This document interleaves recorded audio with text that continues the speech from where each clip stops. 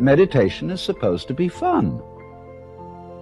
It's not something you do as a grim duty. The trouble with religion as we know it is that it is so mixed up with grim duties. We do it because it's good for you. It's a kind of self-punishment.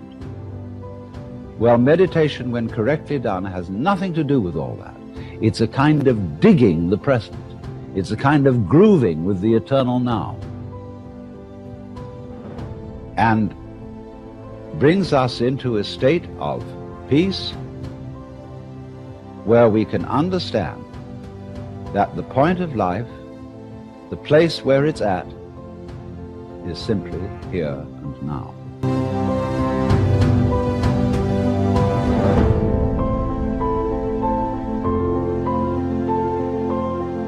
This moment is the creation of the universe. It's starting now.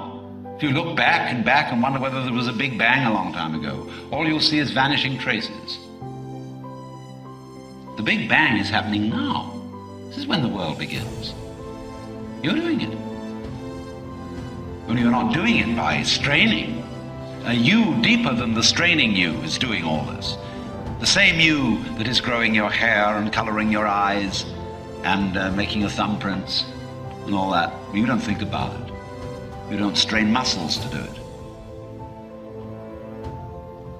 But that is what is creating the world. Here it comes. Now. So instead of thinking that the past is the reality which explains everything that happens now, let's look at now.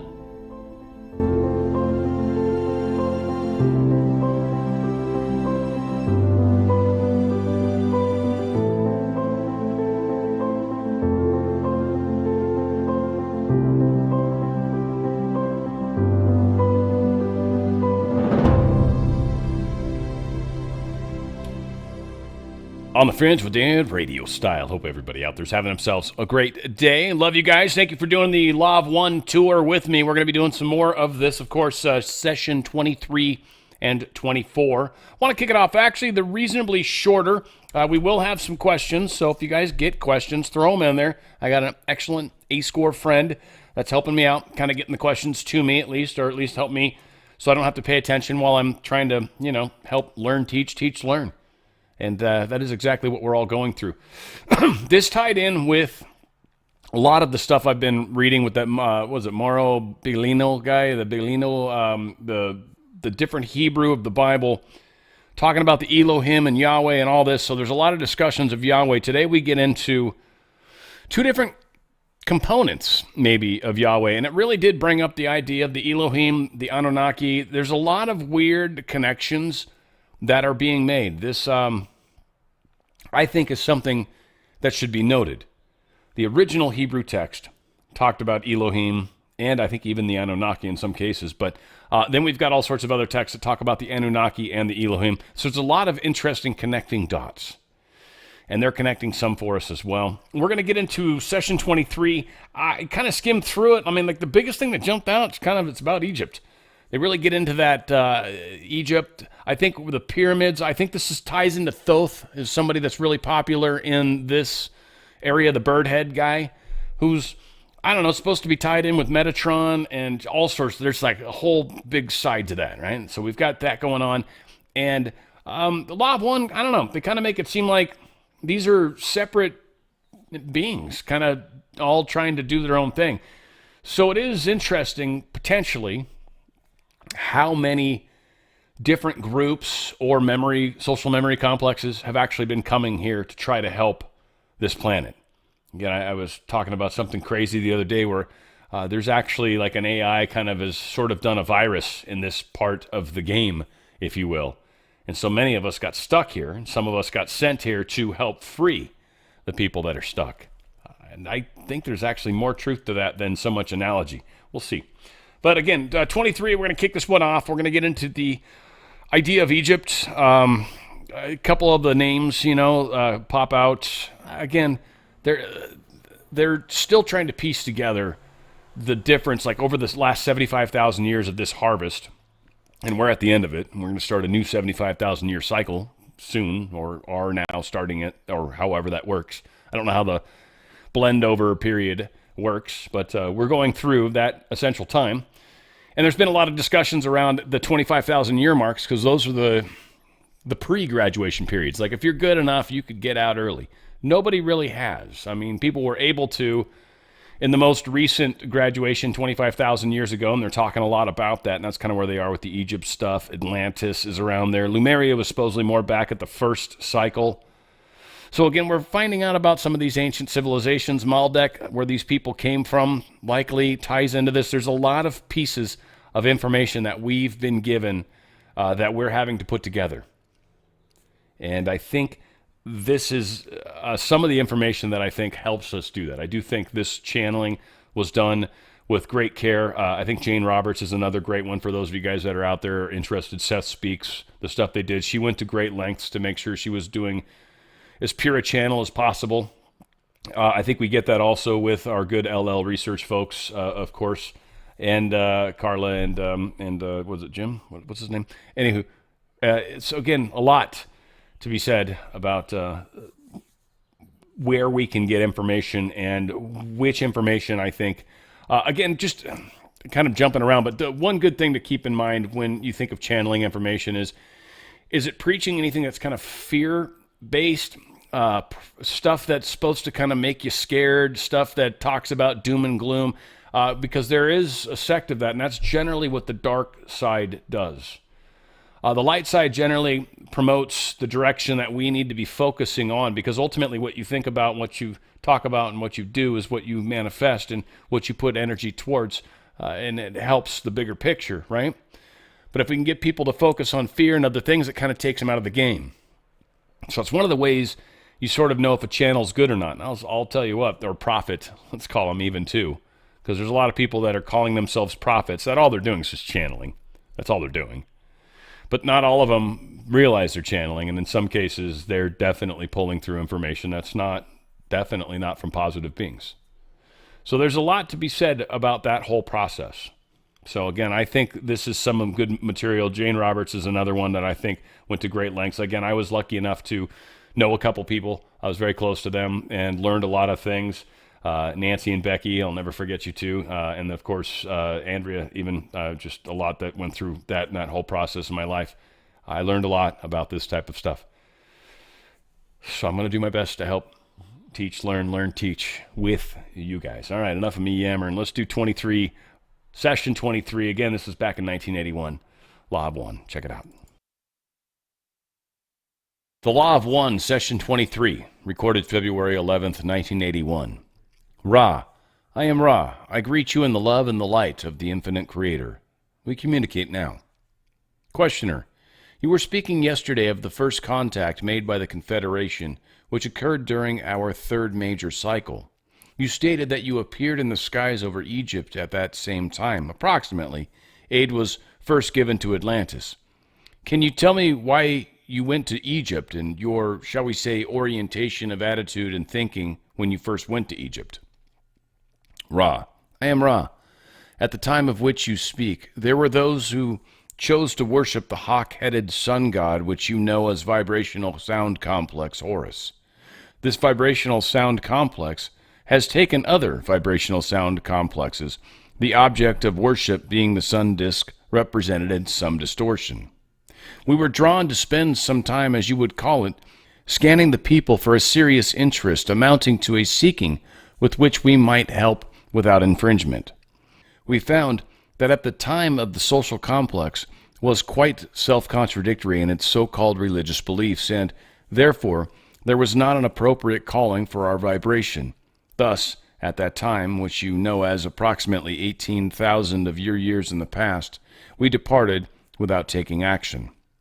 Questioner, you stated yesterday that you appeared in the skies over Egypt at that time. Were the Egyptian entities able to see you in their skies? Ra, I am Ra. This is correct. Questioner, what did they see? How did this affect their attitudes? Ra, I am Ra. They saw what you would speak of as a crystal-powered bell-shaped craft. This did not affect them due to their firm conviction that many wondrous things occurred as a normal part of the world, as you would call it, in which many deities had powerful control over supernatural events. Questioner: did you ever have a reason for being visible to them rather than invisible? Ra: I am Ra. This is correct. Questioner: can you tell me your reasons for being visible to them? Ra: I am Ra. We allowed visibility because it did not make any difference. Questioner: I see. Then, at this time, you did not contact them. Can you tell me answer the same question I just asked with respect to your next attempt to contact the Egyptians? Ra: I am Ra. The next attempt was prolonged. It occurred over a period of time. The nexus, or center, of our efforts was a decision upon our parts that there was a sufficient calling to attempt to walk among your people as brothers. We laid this plan before the Council of Saturn, offering ourselves as service-oriented wanderers of the type which land directly upon the inner planes without incarnative process. Thus we emerged, or materialized, in physical chemical complexes representing as closely as possible our natures. This effort being to appear as brothers and spend a limited amount of time as teachers of the Law of One, for there was an even stronger interest in the sun body, and this vibrates in concordance with our particular distortions.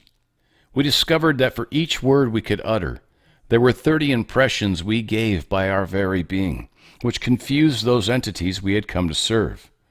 After a short period, we remove ourselves from these entities and spent much time attempting to understand how best to serve those with whom we had offered ourselves in love light. The ones who were in contact with that geographical entity, which you know as Atlantis, had conceived of the potentials for healing by use of the pyramid-shaped entities. In considering this and making adjustments for the difference in the distortion complexes of the two geographical cultures, as you would call them, we went before the council again, offering this plan to the council as an aid to the healing and the longevity of those in the area you know as Egypt. In this way, we hope to facilitate the learning process as well as offering philosophy articulating the Law of One. Again, the council approved. Approximately 11,000 of your years ago, we entered, by thought form, we correct this instrument. We sometimes have difficulty due to low vitality. Approximately 8,500 years ago, having considered these concepts carefully, we returned, never having left in thought, to the thought form areas of your vibrational planetary complex, and considered for some of your years, as you measure time, how to appropriately build these structures. The first, the Great Pyramid, was formed approximately 6,000 of your years ago. Then, in sequence, after this performing by thought of the building or architecture of the Great Pyramid, using the more, shall we say, local or earthly material rather than thought form material to build other pyramidical structures. This continued for approximately 1,500 of your years. Meanwhile, the information concerning initiation and healing by crystal was being given. The one known as Akhenaten was able to perceive this information without sufficient distortion and for a time moved, shall we say, heaven and earth in order to invoke the Law of One and to order the priesthood of those structures in accordance with the distortions of initiation and true compassionate healing. This was not to be long-lasting. At this entity's physical dissolution from the third density physical plane, as we have said before, our teaching became quickly perverted, our structures returning once again to the use of the so-called royal, or those with distortions towards power. Questioner: when you spoke of pyramid healing, I am assuming that the primary healing was for the mind. Is this correct? Ra: I am Ra. This is partially correct. The healing, if it is to be effectuated, must be a funneling without significant distortion of the instreamings through the spiritual complex into the tree of mind. There are parts of this mind which blocks energy flows to the body complex. In each case, in each entity, the blockage may well differ. First, however, it is necessary to activate the sense of the spiritual channel or shuttle. Then, whether the blockage is from spiritual to mental, or from mental to physical, or whether it may simply be a random and purely physical trauma, healing may then be carried out. Questioner: when you started building the pyramid at Giza using thought, were you at that time in contact with incarnate Egyptians, and did they observe this building? Ra: I am Ra. At that time, we were not in close contact with incarnate entities upon your plane. We were responding to a general calling of sufficient energy and that particular location to merit action. We sent thoughts to all who were seeking our information. The appearance of the pyramid was a matter of tremendous surprise. However, it was carefully designed to coincide with the incarnation of one known as the Great Architect. This entity was later made into a deity, in part due to this occurrence. Questioner: what name did they give this deity? Ra: I am Ra. This deity had the sound vibration complex Imhotep. Questioner: thank you. Then, as an overall success, what can you tell me about the relative success of the pyramid in any way at all? I understand that the pyramids, for the purposes, were basically unsuccessful in that they didn't produce the rise in consciousness that you'd hoped for, but there must have been some success. Can you tell me of that? Ra: I am Ra. We ask you to remember that we are the brothers and sisters of sorrow. When one has been rescued from the sorrow to a vision of the one Creator, then there is no concept of failure. Our difficulty lay in the honor responsibility of correcting the distortions of the law of one which occurred during our attempts to aid these entities. The distortions are seen as responsibilities rather than failures. The few who are inspired to seek our only reason for the attempt. Thus, we would perhaps be in the position of paradox in that, as one saw an illumination, we were what you would call successful. As others became more sorrowful and confused, we were failures. These are your terms. We persist in seeking to serve. Questioner: you probably can't answer this question, but I will ask it now since we are in the area that I think this occurred in. I feel this somewhat of a duty of mine to ask this question because Henry Puharich will be visiting me later this month. Was this entity involved in any of these times which you have spoken? Ra: I am Ra. You are quite correct in your assumption that we can speak in no way concerning the entity Henry. If you will consider this entity's distortions with regards to what you call proof, you will grasp our predicament. Questioner: I had assumed before I asked the question that would be the answer. I only asked for his benefit because he would have wished for me too. Can you tell me what happened to Akhenaten after his physical death? Ra: I am Ra. This entity was then put through the series of healing and review of incarnational experience, which is appropriate for third density experience. This entity has been somewhat in the distortion of power ameliorated by the great devotion to the law of one. This entity thus resolved to enter a series of incarnations to which it had no distortions toward power. Questioner: thank you. Can you tell me what the average lifespan was at that time of Akhenaten for the Egyptians? Ra: I am Ra. The average lifespan of these people was approximately 35 to 50 of your years. There was much what you would call disease of a physical complex nature. Questioner: can you tell me the reason for the disease? I think I already know, but I think it might be good for this book to state it at this time. Ra: I am Ra. This is, as we have mentioned before, not particularly informative with regard to the law of one. However, the land you know as Egypt at that time was highly barbarous in its living conditions, as you would call them. The river, which you call Nile, was allowed to flood and to recede, thus providing the fertile grounds for the breeding of diseases which may be carried by insects. Also, the preparation of foodstuffs allowed disease to form. Also, there was difficulty in many cases with sources of water, and water which was taken caused disease due to the organisms therein. Questioner: I was really questioning more about the more basic cause of the disease rather than the mechanism of its transmission. I was going back to the root of the thought with which created the possibility of this disease. Could you shortly tell me if I am correct in assuming that the general reduction of thought over the long period of planet Earth with respect to an understanding of the law of one created a condition in which this, what we call disease, could develop. Is this correct? Ra. I am Ra. This is correct and perceptive. You, as a questioner, begin now to penetrate the outer teachings. The root cause in this particular society was not so much a bellicose action, although there were, shall we say, tendencies, but rather the formation of a money system and a very active trading and development of those tendencies towards greed and power, thus the enslaving of entities by other entities, and the misapprehension of the creator within each entity. Questioner. Thank you. Now I understand.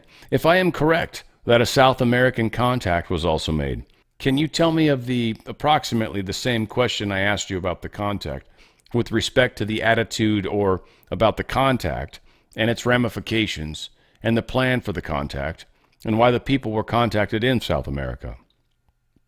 Ra. I am Ra. This will be the final full question of this session. The entities who walked among those in your South American content were called by a similar desire upon your part of the entities therein to learn of the manifestations of the sun. They worshipped this source of light and life. Thus, these entities were visited by light beings not unlike ourselves. Instructions were given, and they were more accepted and less distorted than ours. The entities themselves began to construct a series of underground and hidden cities, including pyramid structures. These pyramids were somewhat at variance from the design that we had promulgated.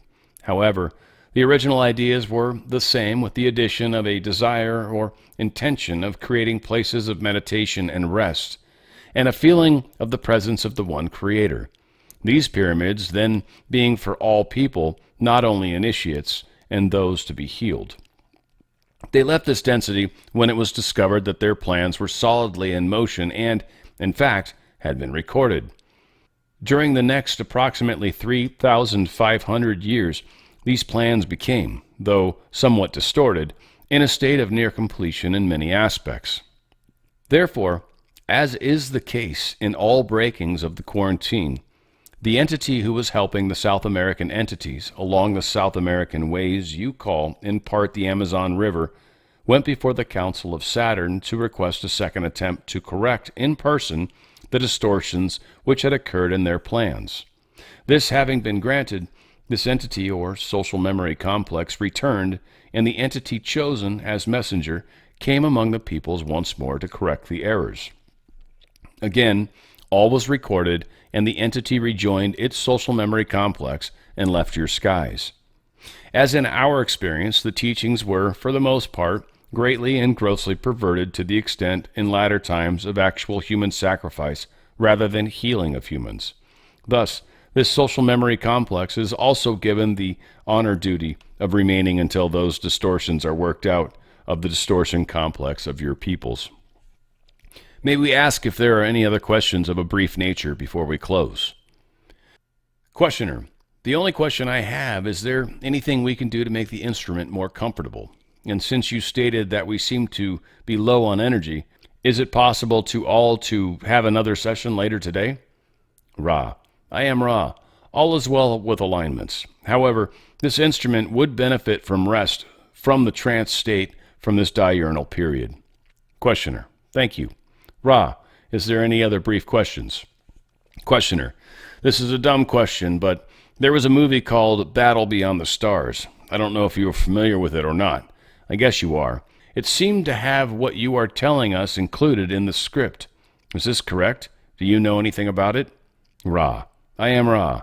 This particular creation of your entities had some distortions of the law of one and its scenario upon your physical plane. This is correct. I am Ra. I leave this instrument now. I leave each of you in the love and the light of the one infinite Creator. Go forth, therefore, rejoicing in the power and the peace of the one Creator. Adonai. All right, yeah, and for some reason I can't get into my software to turn my camera back on. We'll see if we can get that going. Hopefully other than that we are fine, but all said. Wow, that is weird. I am not able to turn my camera back on. Why is that? That is so strange. Interesting. Well, it's a tough problem, too, because it's my broadcast software, so I can't exactly necessarily easily fix that. All said, the important part here is, maybe it'll catch up, I'm hoping. Starting off, supernatural was common back in the original time frame that was existing with the start of this particular third density cycle, it seems. At least so we're being told, right?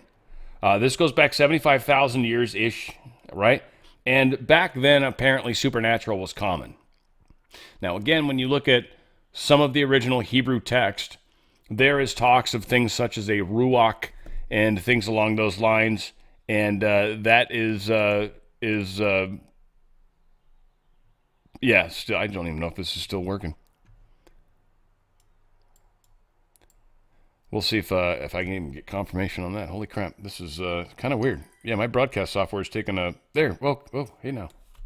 What's going on? Okay, all right, yeah, caught up. I don't know what has happened. Woo! That was freaking me out. Sorry, guys, when you're live and, messed up stuff happens, so I'm going to see if it catches up here at some point, because I clicked about 400 things. Thank God. Yeah, Yahweh's helping out, I guess. Thanks, Yahweh. I appreciate you kicking in on this point.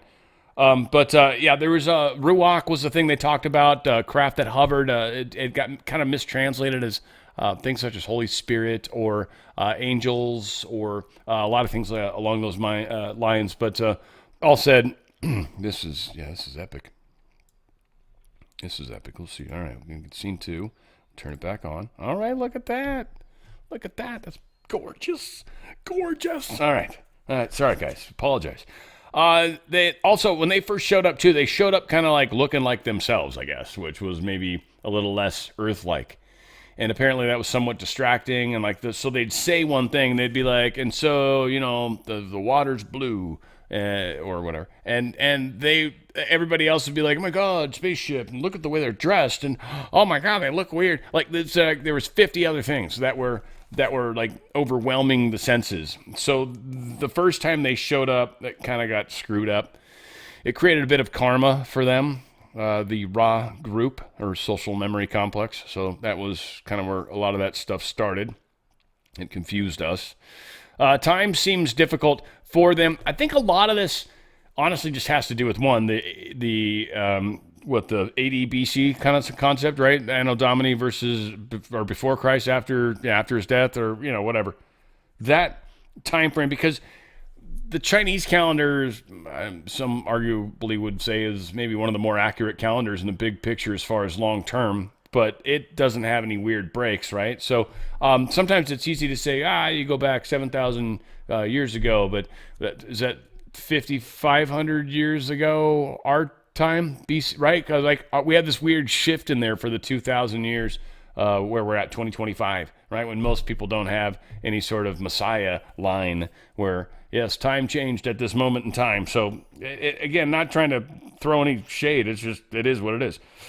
Great Pyramid healing and evolution. It was... So everything on this planet was kind of corrupted, is really what it came down to. As they talk about how the corruption occurred, it is through the concept of greed and the idea of power. The second something became like worth or valuable, and I got something from the value, or once I created this system that other people wanted to be a part of, and would be a part of, or try to get what I had, no matter what, which might be, money. So this concept created greed. When greed was created, there was this whole group of people, what we probably arguably push as the Khazarians and kind of getting off into some of those directions, but there's this negative force of beings that wanted to control and took control long ago. I'm talking 50,000 years ago plus.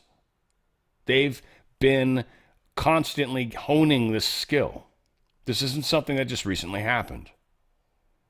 So the Great Pyramid was initially built for the purpose of healing and the purpose of really some of what I understand anyways, is putting you in a kind of like a deprivation chamber, but like letting you transition or move to higher realms of consciousness.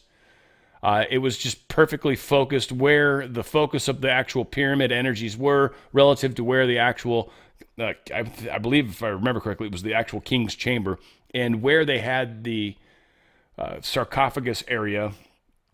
It was moved years later, but initially it was right in the perfect focal point. So all the energies kind of came into this one spot. And so many of the greatest teachers on this planet, some argue that Jesus was part of that, by the way, but many of the greatest teachers on this planet went through the pyramid initiations.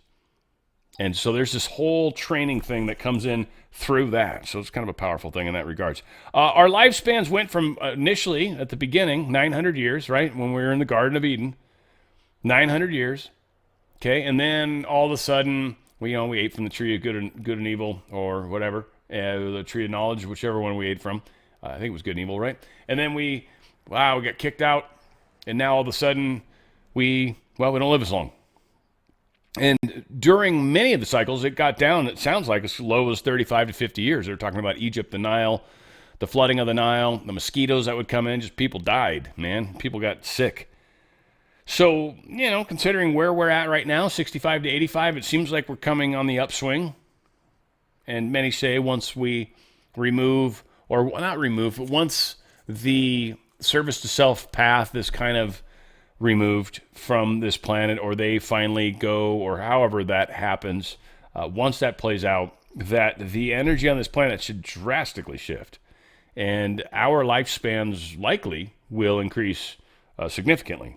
And for my girlfriend that's listening right now, your hair will grow even better.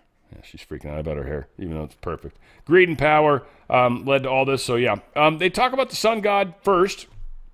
Okay, and then that kind of led into Elohim beliefs, which were slightly broader, right? But at first it was all, when you think about densities, and we'll get more into it later, but the idea of second density is really kind of growing towards the light, or the light is a big part of the second density evolution, right? That there's something separate from yourself, this thing that's light, and you try to go to it. And then we start to realize there's a sense of self. Oh, crap. And that's kind of when density 3 starts, right? So the sun god made a lot of sense early on, because it was the light, right? This thing came up every day, went down every day. Like if it didn't happen, crops didn't grow, like a lot of things, right? Like it mattered. It made a difference. So they did idolize it to a degree. And it tied into, like they were saying, Imhotep, and it tied into that whole sun god concept that Egypt had and all that. So that kind of led into then, as far as our society evolving, or our evolution of densities, as a group of people, a social memory complex, I guess. First, we were praying to a sun god. Then it was kind of Elohim, so multiple individual locational gods, but they had extraordinary power. Then that kind of moved more to this sort of Messiah kind of complex for one individual for the whole planet-ish. Again, I don't want to get off in the weeds, but so there's been this sort of evolution of our understanding of our third densityness, to the point where I think we're starting to realize that wisdom, love, which is fourth density, is what we're finally ready for. And it's been through this evolution, societally. I don't think that's, didn't feel like that was a word. Made it up, pretty sure. But I don't even want to get lost on the word. It's like an anchor. It's killing me. We are moving through this as a group of people and evolving. I should have just said that. That would have been easier. Masters have come and teachings have been perverted.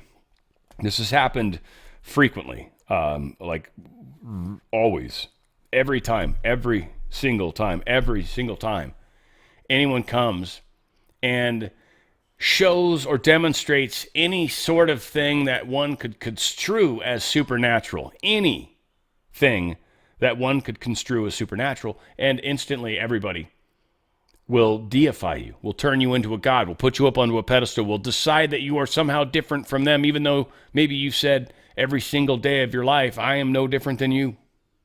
I'm just another person like you. And for whatever reason, this planet continues to do that and has over years and years and years. So, yeah, we've got that going on. All right, so that was it for what I had notes-wise. We've got a few questions, so thank you, A-Score. Maggie's asking, why in biblical times did people live hundreds of years? So that's the point, is the fall of the energy of this planet and through the service to self path, the greed, the negativity, taking control of others, so all that sort of negativity kind of energy has diminished our lifespan. So there's a lot to be said. That's a lot of it is that. I mean, we've gotten disease and all this other things because our energy levels are so low that we actually manifest all these reasons to kill ourselves. Our bodies genetically are set up to live 900 years plus. We don't because of all the nonsense that happens. And so that's what a lot of this really is. And that's why I like manifesting so important to me is it's an issue of taking over your own energy, your own life. Like, stop letting other people tell you what's going on and actually decide for yourself what is going on and then live that reality. Control your reality. You'd be amazed how many of us just kind of go along with what everybody else is doing rather than stepping out and making things happen your own way. There's so much to it. But yes, we should be living longer. That's one of the things that's supposed to start happening. Many people keep talking med beds. I don't think they'll be needed. That's one of the things I think. I think as this evolves and as a lot of the negative energy starts to drop away, which is going to happen and reasonably quickly, I think our lifespans will start to increase just naturally, even those of us that are already maybe older. And I think there will be some rejuvenation. I do think that will happen. We'll see. Let's see. Ruwalt said, hey, Dan, please clarify, would these entities be considered to be the tall whites? I am not 100% sure which ones Ra are. I know Thoth, who seems to have been separated from these, was kind of taller like that too. I don't know. I know, and I know who you're referring to when you say the tall whites, but I don't know where Ra fits into that. I don't know. I'll see. Maybe I'll get something on that. But I guess my initial feeling is no, not the same group. But I don't feel like it's that simple. I kind of feel like there's a lot of influence from many different groups. I mean, that's kind of one thing. I think a lot of people like to separate out the groups, but ultimately there's a lot of us from a lot of places that are here right now. I mean, Arcturian, Pleiadian, Syrian, even Orion, obviously, the one you were mentioning, tall whites. I mean, the grays, even for that matter. There's Zeta, I think is where they're supposedly from. Right, so they're a whole slew of people that are groups or that are here. So I don't know. I'm very curious. And I'm also very curious, how do they fit into the whole concept of the Elohim, the Anunnaki? Because all this stuff comes together. It does. It has to, right? These aren't just separate things we've figured out. No, this shit all ties together. We got little snippets and pieces that we've been given all over the place, and I think that's what we're trying to do right here, is piece together as much of this crap as we can. Pet 1985, so diseases are all a manifestation of greed. Is that right? I would say that's an oversimplification. Diseases tend to form in locations that are based off of the chakra. This is what they had taught us in previous sessions, but this is also something I've learned in my own practices, if you will. But as we have our energy centers, our 7 chakras, at least the system I like. There's other chakras that you can go with, but I like 7. There's 7 colors in the rainbow. It's just kind of easier. But 7 chakras. Wherever the blockage is where the disease is oftentimes going to come, so it gives you an indication of where it is. Not all of the greed things, or not all of the disease can be related to greed. Sometimes they can be related to self-worth issues. There can be all sorts of different ways that sicknesses can happen with us. Greed's certainly one of them, and generally speaking, it is when we're out of balance. So you're on the right track, 100%. I would just say that greed is not all disease, but definitely a good chunk of it. That's a big part. Rowalt asked also, did the population of the planet have anything to do with the loss of lifespan? More people, less lifespan to accommodate the planet? No, it had more to do with our our overall energy, like we want to fight each other. We're more angry. It was just kind of those more darker energies. There was the service to self concept brings in a lot of what I liken to is the evil side of things. I mean, it's kind of mean to sort of distinguish it that way, but if you go full blown service to self and you do 95% service to self, 5% service to others, which is what you need to graduate, by the way, which is extraordinary. That's like you pretty much constantly you don't give a shit about anybody else at all. And so that is a path that leads down to darkness very quickly, very easily. And that is what has lowered our lifespan. Now, some would suggest, and I have no proof anyway, or either way, but some would suggest that these dark forces that have been in charge for thousands of years probably have their hands on some technologies and or drugs that could potentially keep them alive longer. All these things are very possible. There's clone technology many have talked about, and that definitely exists. I mean, they cloned a sheep back in the 80s, so they can definitely do it. How efficient and effective they are, how good they are, if they're really like just, like that Biden was, then who knows? You don't know. So, yeah, that's the questions for now. We've got 24. This one, session 24, I should say. This talks about kind of the 25,000 year mark at the last session, which seems to be kind of where Atlantis might have crumbled. A lot of people said, Dave Wilcox specifically, 12,500. I also think Edgar Casey kind of put it back at that time frame. These guys are putting it closer to 25,000. I think, honestly, from best I can appreciate or understand from the many different sources I've been able to find over the years, I think the fall of Atlantis actually happened over a number of thousands of years. And there was I feel like a few moments that were very significant. There was a heavy fracturing, and then there was like a final drowning type moment. And so I think the 12,500 year mark sort of represents kind of that final drowning. And I think the 25,000 year mark represents the beginning of the breakup. All said, 24 is a pretty cool session. That's what it kind of gets into. What else we got? Elohim influenced by Orion, which tripped me out because Yahweh was supposed to be an Elohim if you take the original Hebrew text and just call Yahweh Yahweh, and then it starts to make a lot of things make more sense in the Bible, in my opinion. You guys don't have to agree with me. I'm just saying, with everything that I've been able to piece together, it was just like, oh crap, that was like the missing piece for me. So I think it's powerful to realize that Yahweh was a very specific individual within the Bible. He was a very specific Elohim, or an El would be a singular. Again, I do recommend some people dig in some other areas, because you will be amazed at where some of the translations from the original, especially Yahweh, the first showing of it was before there was vowels in the Hebrew text. That's why it was YHWH, Yadhe Vadhe. Like, it was initially something that had probably been heard and never seen written down, and likely even came from the Sumerian text, which predates even Hebrew. So the word Yahweh, no one really technically knows how to translate. It's just fact. Nobody does. A lot of people have. A lot of people assume, but nobody actually knows what the hell it means. They just don't. And then it was added, the vowels were added way later. But this goes back, I mean Moses, for that matter, was speaking Egyptian. Like, this goes, the things go way back a lot further than I think a lot of people truly appreciate. And I think I think we're kind of getting some rounded out information. Again, whether these numbers are 100% accurate or not remains to be seen.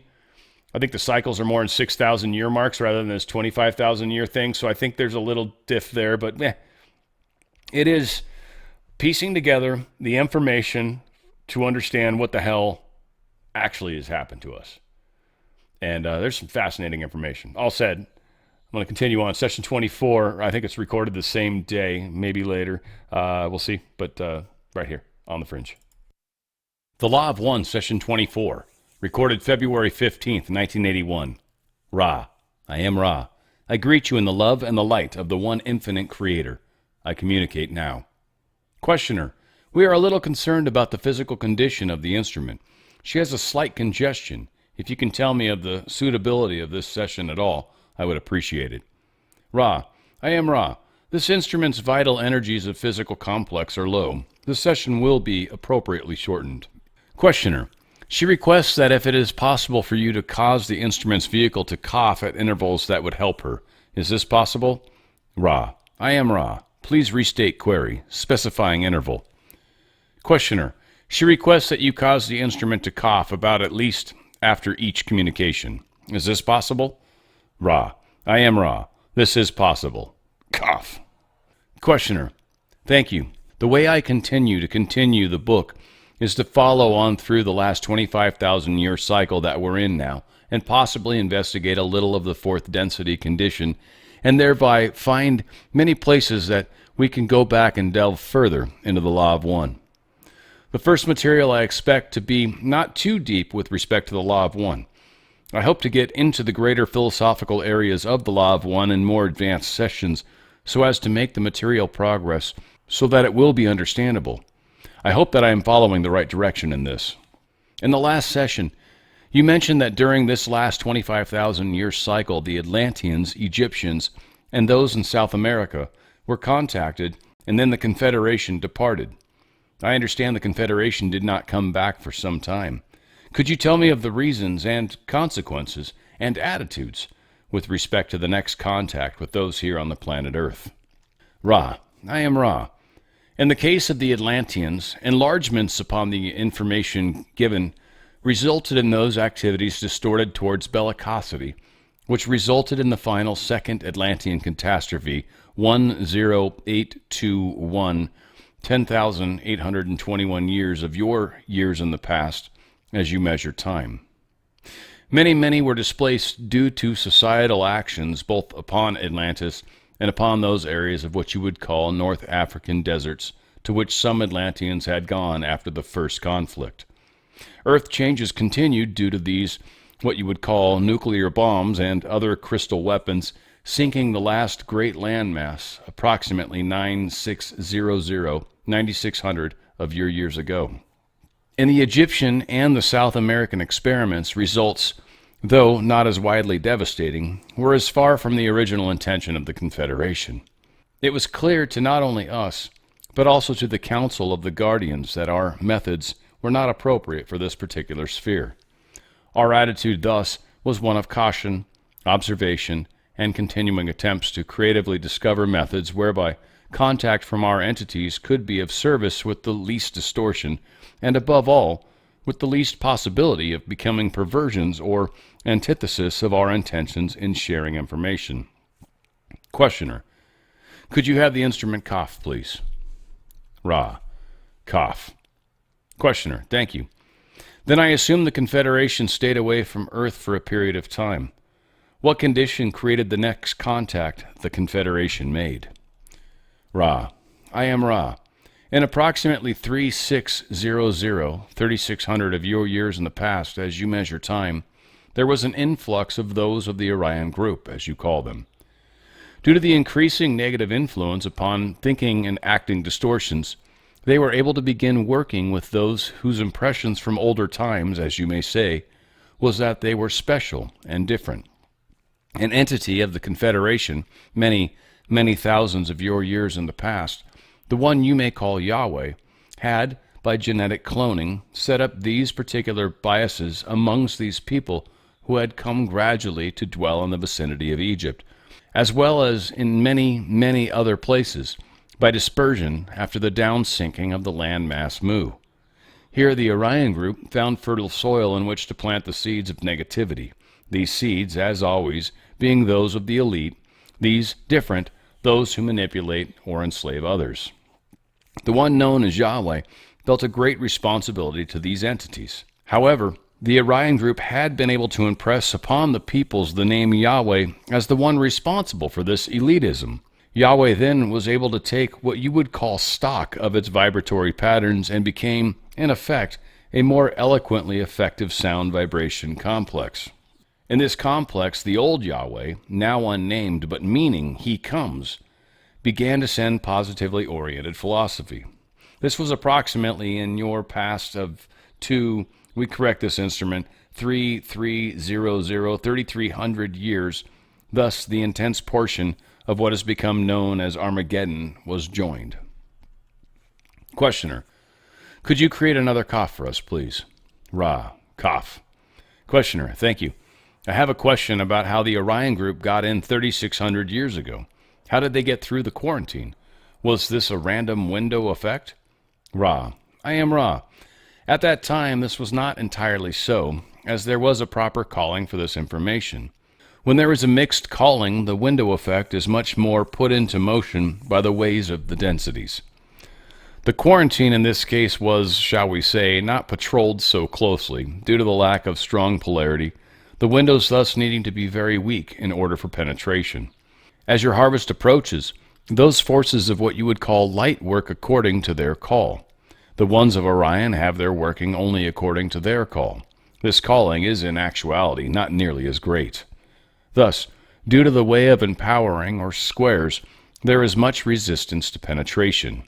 Yet free will must be maintained, and those desiring negatively oriented information, as you would call it, must then be satisfied by those moving through the window effect. Cough. Questioner. Then Yahweh, in an attempt to correct what he saw, what I might call a mistake, I know you don't want to call it that, started 3,300 years ago with the positive philosophy. Were both the Orion and Yahweh philosophies impressed telepathically, or were other techniques used? Ra. I am Ra. There were two other techniques used. One by the entity no longer called Yahweh, who still felt that if it could rise up entities which were superior to negative forces, what these superior entities could spread the law of one. There were two other techniques used. One by the entity no longer called Yahweh, who still felt that if it could raise up enough entities which were superior to the negative forces, that these superior entities could spread the law of one. Thus, this entity, Yad-He Shin-Vahe, came among your people in form according to incarnate beings, and made it in the normal reproductive manner of your physical complexes, thus birthing a generation of much larger beings, these being called Anak. The other method used a greater effect later in the scenario, as you would call it, was the thought form such as we often use among your peoples to suggest the mysterious or the sublime. You may be familiar with some of these appearances. Questioner. Could you state some of those after making the instrument cough, please? Ra. Cough. I am Ra. This is information which you may discover. However, we will briefly point the way by indicating the so-called wheel within a wheel and the cherubim with sleepless eye. Questioner. Very good. Did the Orion group use similar methods for their impressions 3,600 years ago? Ra. I am Ra. The group, or empire, had an emissary in your skies at that time. Questioner. Can you describe that emissary? Ra. This emissary was one of your fiery nature, which was hidden by the nature of cloud in the day. This was to obliterate the questions of those seeing such a vehicle and to make it consonant with these entities, concept of what you may call the Creator. Questioner. And then how was the impression or information passed on to the entities after they saw the fiery cloud? Ra. I am Ra. By thought transfer and by the causing of fiery phenomena and other events to appear as being miraculous through the use of thought forms. Questioner. Then were there any prophets that we have now recorded that sprung from this era or soon after it? Ra. I am Ra. Those of the empire were not successful in maintaining their presence for long after the approximate 3000 date in your history, and were, perforce, left with the decision to physically leave the skies.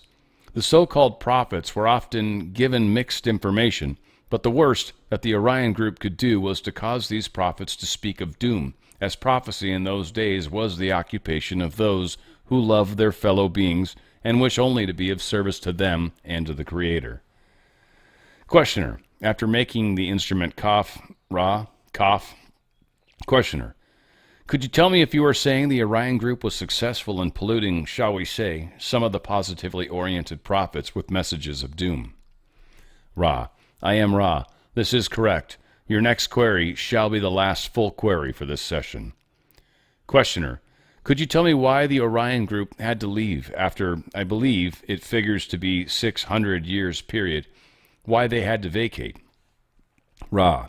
I am Ra.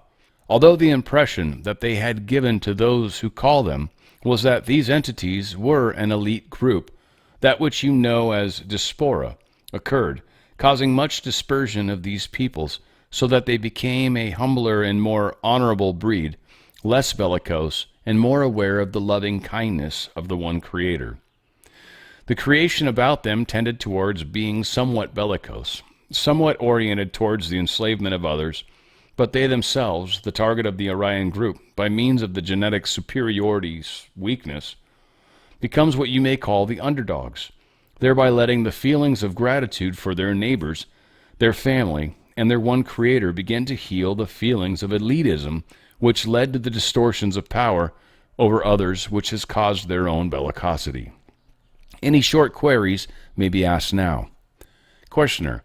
There was one thing that's been bothering me a little bit, which I was just reading about. Ra, cough. Questioner.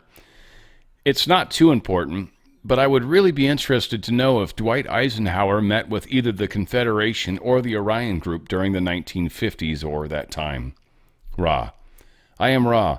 The one of which you speak met with thought forms which are indistinguishable from third density. This was a test.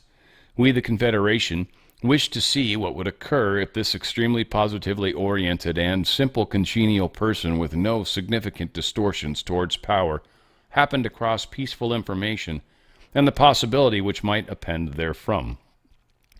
We discovered that this entity did not feel that those under his care could deal with the concepts of other beings and other philosophies.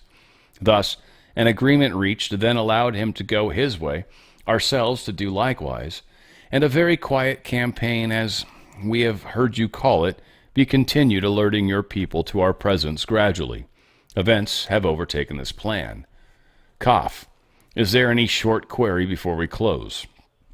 Questioner. The only other question that went with that is, was there a crashed spaceship, and are there small bodies now stored in our military installations? Ra. I am Ra. We do not wish to infringe upon your future. Gave we you this information, we might be giving you more than you could appropriately deal with in the space-time nexus of your present somewhat muddled configuration of military and intelligence thought. Therefore, we shall withhold this information. Questioner. Okay, sorry to bother you with these types of questions. Ra. Cough. Questioner. But they were just bothering me. We will continue in our next session with the Law of One and keep that uppermost in the scope of this book, and try to get more deeply into the philosophy as we build a framework for reference to the philosophy. Thank you very much. Ra. Questioner. Oh, please, I am almost ready. Is there anything that we can do to make the instrument more comfortable? Ra. I am Ra. You are conscientious. Be careful only to adjust this instrument's upper appendages if its upper body is elevated. I am Ra. All is well. All is our joy to speak with you. We leave in the love and the light of the one infinite Creator. Go forth, therefore, rejoicing in the power and the peace of the one Creator. Adonai. Wow, man, I'm having broadcast software nightmare going on here. Like, it is so messed up. Anyway, we seem to be getting through what we're doing. We'll see if I got a couple more questions. I got a couple things that I wanted to bring up from session 24. Calling, or the calling. So the calling is a big part of why what's happening, I think, is happening. Many people over eons, lifetimes, calling out, oh, God, why have you forsaken me? Why is there all this horrible evil on the world when you are good and great, right? Like, this is very confusing to a lot of people. And it really is one of the paradoxes that many of us live with. And, of course, God made everything, so it's, of course, all the above, but it's what you do with it. Again, a tool. A tool is a tool. If you choose to use a tool for a bad thing, it's your choice to use a tool for a bad thing. So we've been given numerous tools, and all said they've been used against us for a very, very long time. Evil is quite powerful, it seems. And so that has been part of the overturning or changing that has been occurring. And there's a lot playing out in life for a lot of us right now that is forcing us to look like a catalyst, they would say, forcing us to look at our own lives and what we believe about things, and sort of questioning our own faith in some ways, and maybe some ways strengthening it. Right? Like there's a lot for many of us that we're going through during these extraordinary times that we're living through. Kind of also why I think this is important to learn this stuff right now. Wheel within the wheel. It just reminded me a lot again of Mario Bigolino. The Ruach had a propeller kind of concept. It also had that fiery cloud. That was one of the things. The actual real Hebrew talking about when Moses first met with Yahweh, when he got the commandments. I think it was that meeting. But there was actually a time where it was the discussion with Moses of like, who are you? And I think it was put as a burning bush, but it wasn't. It was all tied around this ruach. It was tied around the fact that Moses couldn't actually look directly at it, but could look at it from the rear, from the back. Because if he looked at it from the front, Yahweh told him, it'll burn you, it'll destroy you. So there's this weird power to these ruachs that these dudes were cruising around on. And that was part of Moses trying to identify which Elohim am I talking to.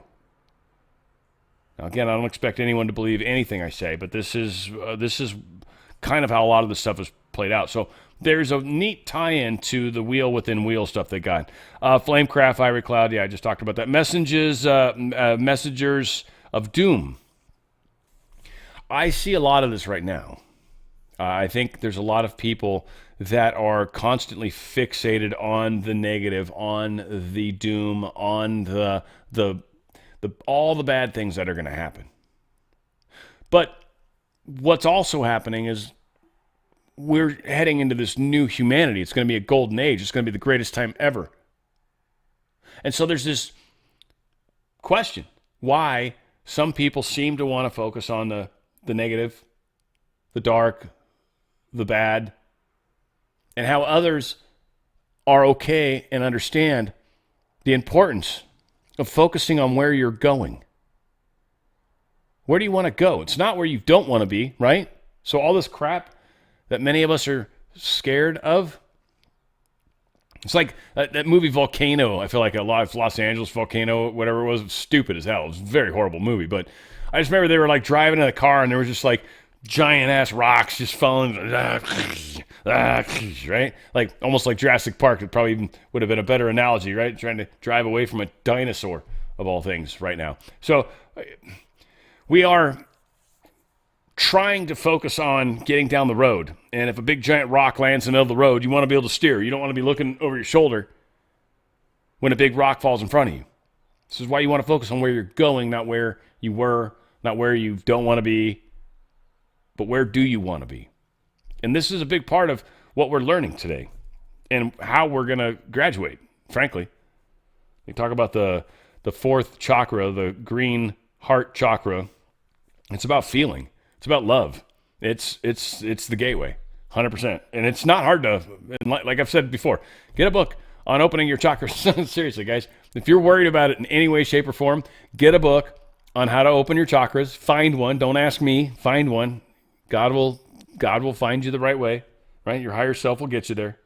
Thought forms with Eisenhower. So this is another thing that I don't think a lot of people truly appreciate either.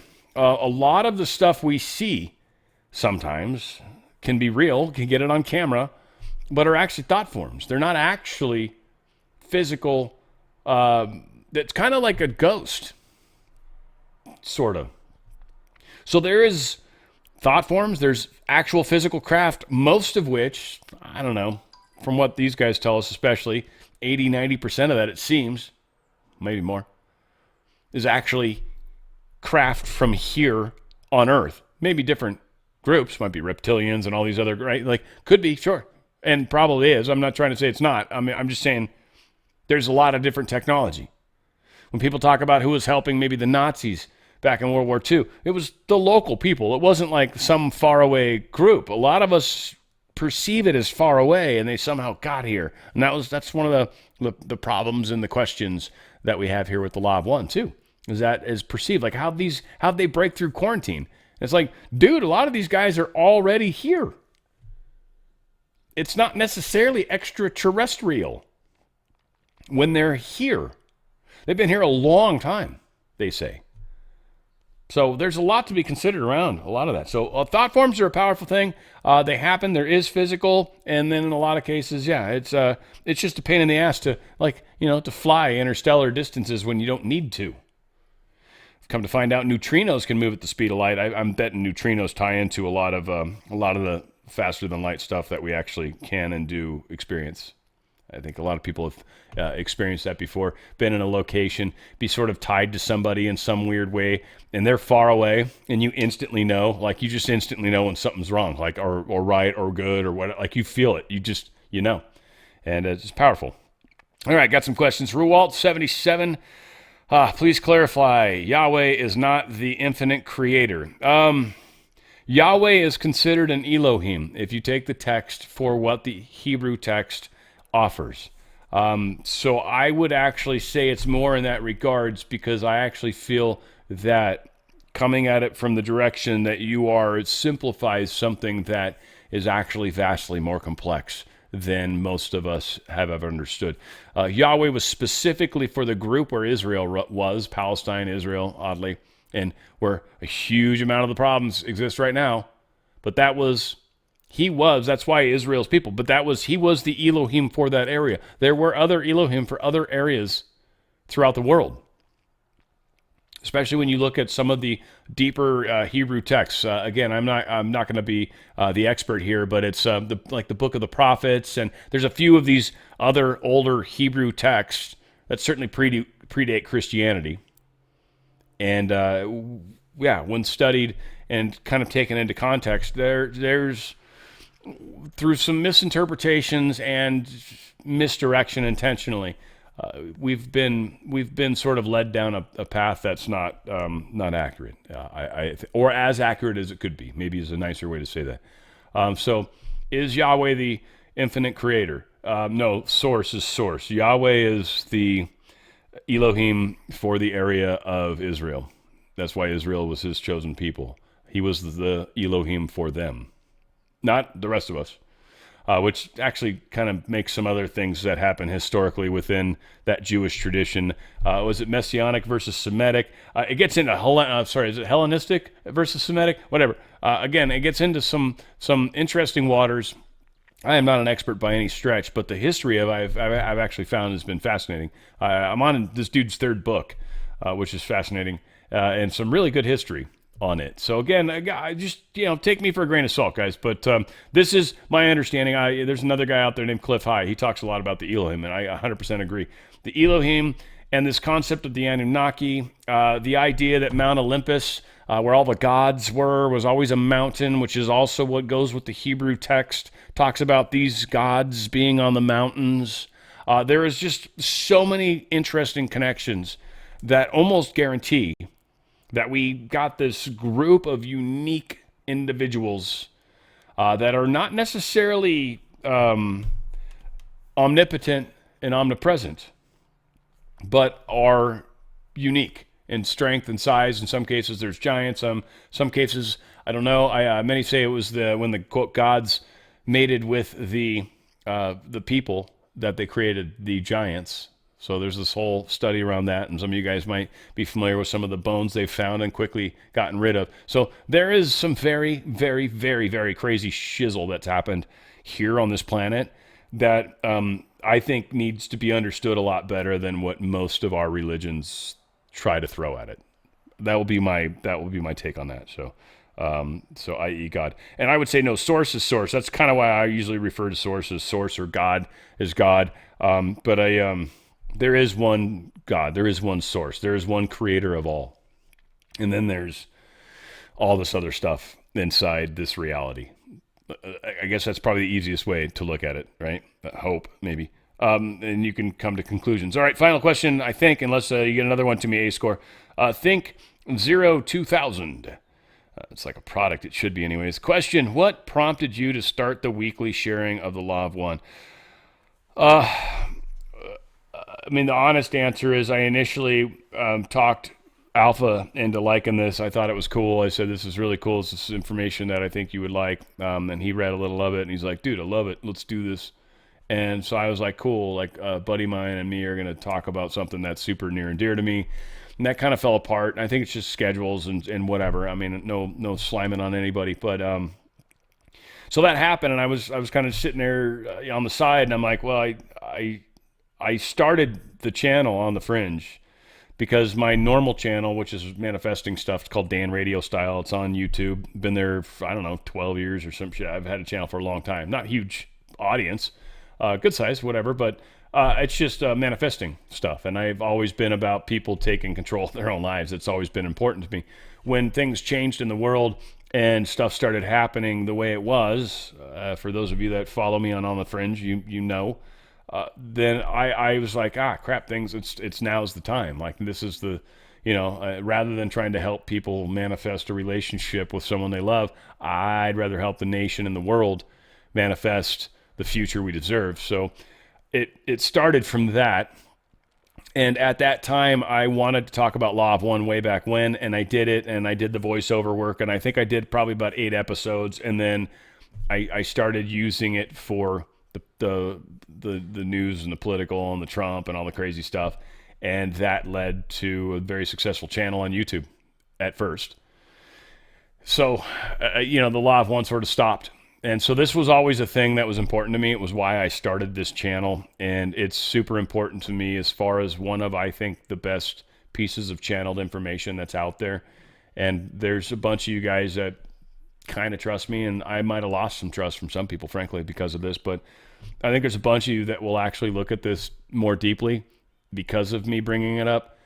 And I think the hundreds of you that are here, 234, which is a killer, it's an awesome number, it's a beautiful number. 234 people that are here right now. This is huge. That's an enormous number. Nope, lost one. 233, still a good number. But each one of you is extremely powerful when you realize the connection you have with the world you experience. Your reality is your reality. It's what you see through your eyes every single day. It's what you experience. It's not necessarily what I experience. It's not what your neighbor experiences. It's not what your husband even maybe or wife even experiences. They have a different experience than you. Your experience is your experience 100%. And you'd be amazed how much of that experience you actually affect based off of what you're thinking, what you're saying, and what you're doing. And getting people to understand that and then apply that to making the world a better place, that is why I'm alive.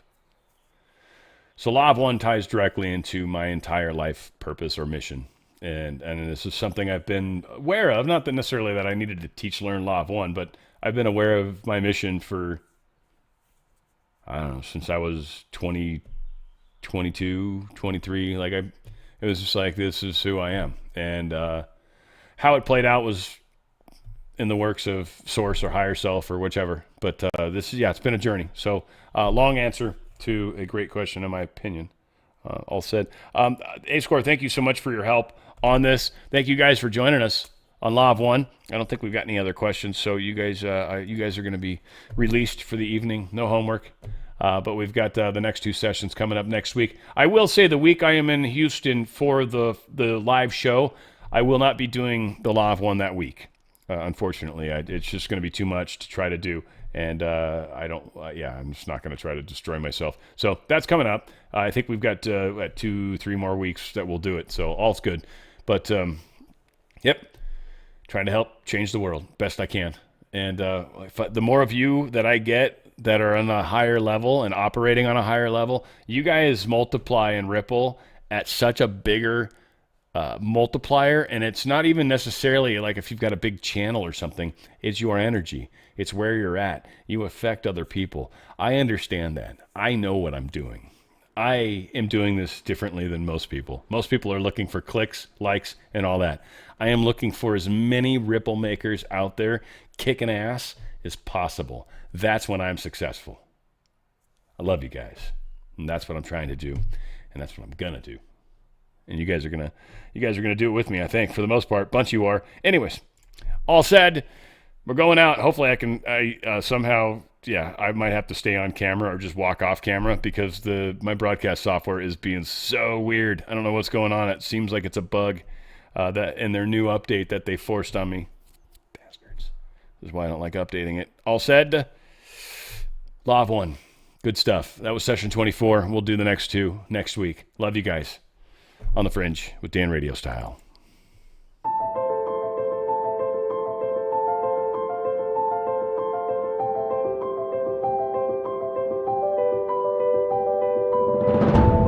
Meditation is supposed to be fun.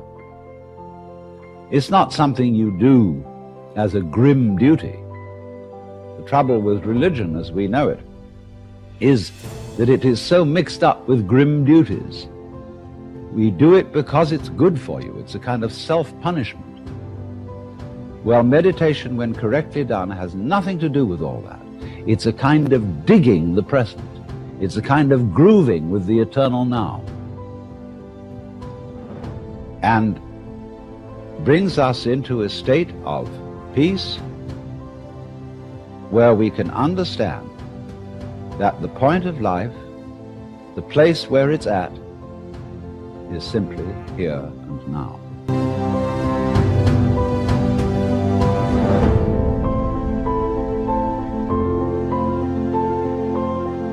This moment is the creation of the universe. It's starting now. If you look back and wonder whether there was a big bang a long time ago, all you'll see is vanishing traces. The big bang is happening now. This is when the world begins. You're doing it. Only you're not doing it by straining. A you deeper than the straining you is doing all this. The same you that is growing your hair and coloring your eyes and making your thumbprints and all that. You don't think about it. You don't strain muscles to do it. But that is what is creating the world. Here it comes. Now. So instead of thinking that the past is the reality which explains everything that happens now,